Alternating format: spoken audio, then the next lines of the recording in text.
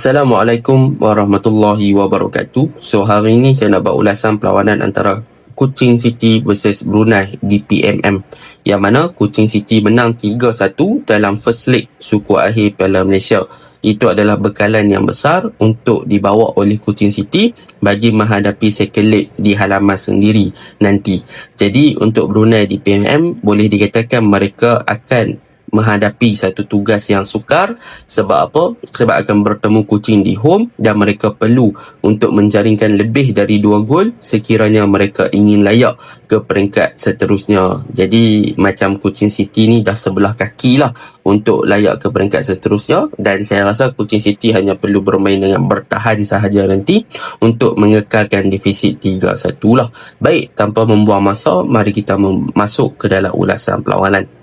Untuk perlawanan kali ini, saya akan mulakan dengan pasukan Kuching City. Apa perkara yang positif dan apa perkara yang kita boleh highlightkan untuk pasukan Kuching City?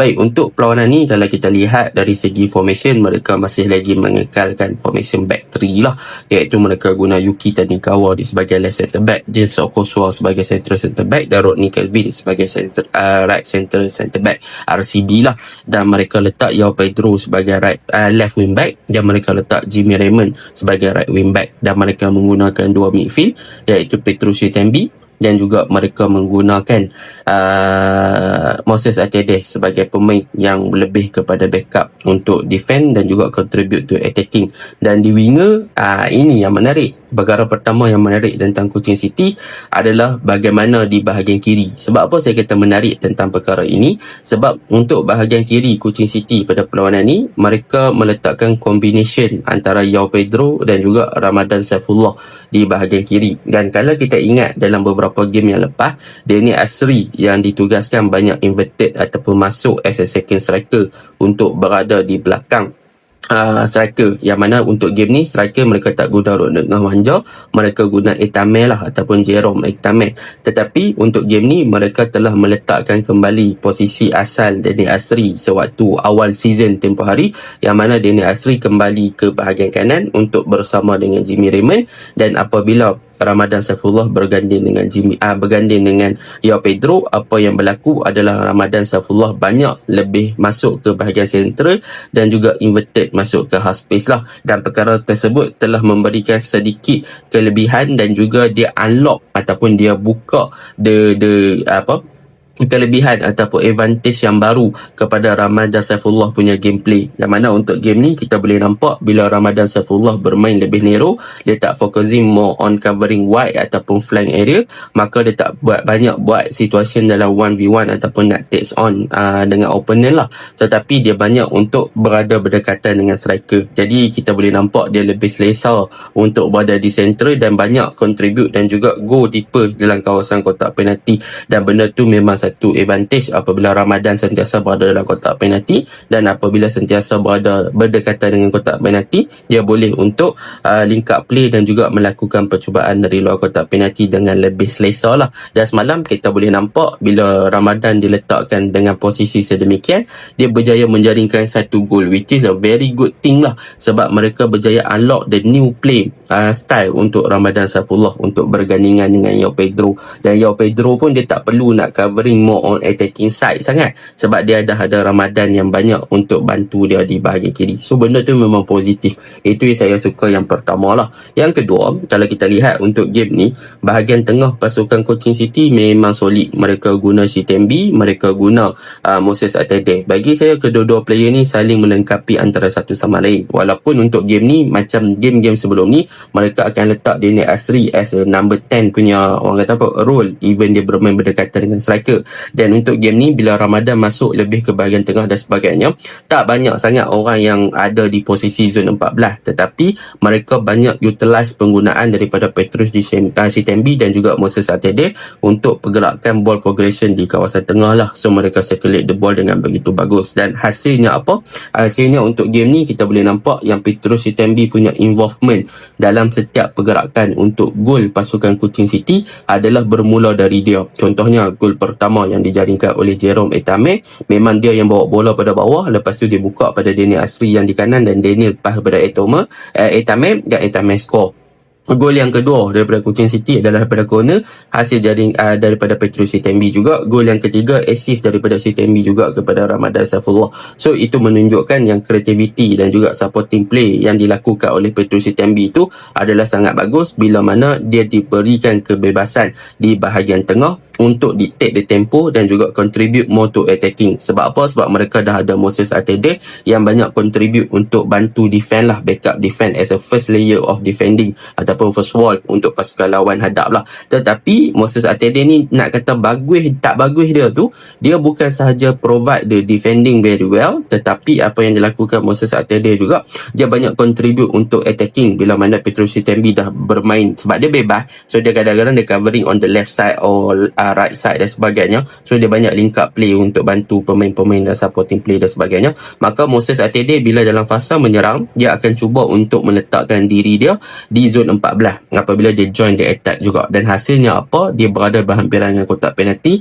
Semalam Moses Atede menunjukkan satu gameplay yang menarik bila mana dia ada dua percubaan dari luar kotak penalti yang hampir menejah gawang pasukan Brunei lah. So benda tu yang memberikan kelebihan kepada pasukan Kuching City. Sebab apa? Sebab mereka punya midfield is a very solid dan melengkapi each other. So Petrus walaupun dia lebih banyak contribute kepada bahagian attacking dan Moses banyak contribute di defending, tetapi in term of the stability dan juga kadang-kadang naik ke atas memberikan satu orang kata apa, the variation of attacking, macam mana mereka nak menyerang dengan lebih berbagai lah. So semalam Moses Atede dua percubaan dari luar kotak penalti, satu kena tiang, satu direct ke keeper.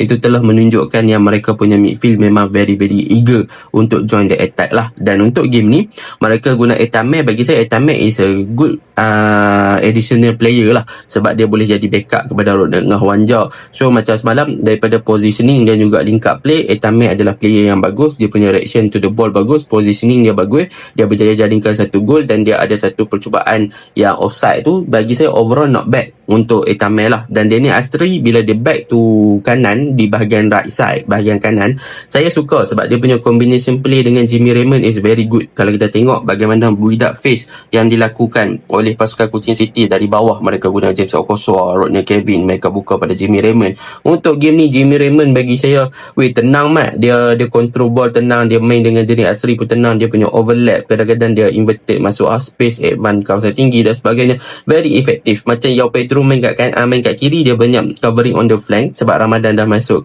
ke half space. So benda tu memang positif kan. Dan semalam pun mereka punya gol yang diborosi pun adalah mistake dari defending lah. Kalau mereka boleh perbaiki perkara tersebut, saya rasa not a big issue. Gol yang diborosi oleh yang dilepaskan oleh Kuching City bukannya defending error yang terlalu besar, sebab mungkin dari segi miscom dan juga misplace nak halang bola tersebut, and then bola masuk ke dalam gawang. Sepatutnya ada good communication between the keeper and James Okosoa lah, tapi benda dah jadi semalaman. Jadi benda tersebut boleh diperbaiki untuk ke depan. Dan dari segi attacking wise, saya rasa tak ada masalah. Midfield dah memang bagus, dan substitution yang dilakukan oleh Coach Aidil pun semalam adalah game yang boleh dikatakan player masuk macam Alif dan sebagainya memberikan satu impact yang positif juga kepada bahagian tengah dan juga bahagian serangan. So benda tu baguslah. Mereka ada Gabriel, mereka ada Diego dan sebagainya yang boleh suit the tactical yang cuba diterapkan oleh Coach Aidil. Jadi untuk Ronald Ngahwanja, jaga-jagalah. Etame dah ada, Jerome Etame, and so anda ada persaingan. So kena tingkatkan lagi intensity dan buktikan yang anda adalah deserve the first 11. Baik, itu untuk Kuching City. Untuk Brunei di PMM, bagi saya mereka dah hilang rentak yang mana waktu mereka tengah win streak tempoh hari, bila mana Hakimi Yazid antara player yang di-highlightkan antara wonder kid dan sebagainya. Tetapi bila Hakimi Yazid tenggelam, mereka seakan-akan hilang arah. Jadi untuk game ni kalau kita lihat kepada pasukan Brunei di PMM, apa yang berlaku adalah mereka terlalu depends on direct play, yang mana banyak mereka bermain dengan long ball dan juga menghantar bola ke depan dengan begitu direct. Mereka cuba untuk mencari Miguel Oliveira kan. Jadi benda-benda tersebut memang mudah untuk pasukan lawan baca. Tambah Kuching City punya defense very very good lah kan, memang disiplin dan sebagainya. Jadi penggunaan mereka nak utilize the Miguel Oliveira terlalu banyak tu, mereka akan cuba untuk supply bola dalam kotak penalty, is not very effective. Sebab untuk game ni awal-awal first half mereka tak ada Ramadan Sananta, tapi bila masuk second half mereka buat pertukaran untuk Ramadan Sananta pun benda tu still lagi tak nampak satu perkara yang positif. Even ada Jordan Murray dan sebagainya. So Hakimi Yazid pun a bit down lah untuk game ni. Dan perkara yang mereka kena perbaiki adalah di bahagian defense structure sebenarnya. Sebab mereka memang mengalami masalah defense yang ketara, terutamanya di dua centre back. Yang mana dua centre back tersebut, terutamanya daripada nak menangi duel sama ada ground or area duel, mereka hadapi masalah yang sangat ketara. Even semalam, goalkeeper mereka buat kesilapan yang sangat-sangat besar, tumbuk bola masuk gawang sendiri kan, melalui corner kick Petrus Itembi, which is not a good communication between dia bukanlah satu komunikasi yang baik yang ditunjukkan oleh goalkeeper dengan defense. So mereka perlu perbaiki benda tersebut lah di bahagian pertahanan. Kalau tak, mereka akan jadi satu tim yang boleh jadi pasukan belasahan. Sebab awal-awal game pun, kalau kita tengok yang yang percubaan daripada Atete dan juga Etame tu, defense dah berbalah dengan goalkeeper, which is duk salah, duk marah. So kat situ yang mereka kena highlight apabila mana mereka punya defense structure yang bermasalah. Dan midfield pun mereka bermasalah juga bila mana midfield mereka tak boleh protect the defend dan mereka tak boleh contribute something into attacking. Jadi the midfield area was missing, tak ada kat situ. So mereka bermain dengan more to direct yang involve kepada flank area, yang kepada nak cari Ramadan, yang pada nak cari Miguel Oliveira, nak cari Hakimi Yazid, which is mereka punya build up phase tu tak ada. So benda tersebut yang menyebabkan DPM saya rasa sukar untuk beraksi dalam saingan Liga Super. Kalau lawan dengan tim yang macam Penang, lawan tim macam Penang, Melaka FC dan tim-tim bawahan tu, mungkin mereka boleh fight lah. So in term of middle table, mereka okey lah. Tapi untuk fight for the top 6 and sebagainya, top 5 even sekalipun, sukar untuk mereka if mereka tak ada proper way of gameplay lah. And saya mengharapkan ada perubahan. Sebab hari tu waktu win streak tu nampak direct play dengan gameplay mereka yang more to direct tu efektif. Tapi sekarang dah tak nampak sangat. Di manakah hilang that kind of gameplay yang ditunjukkan oleh Brunei waktu win streak? Itu yang akan menjadi persoalan. Assalamualaikum.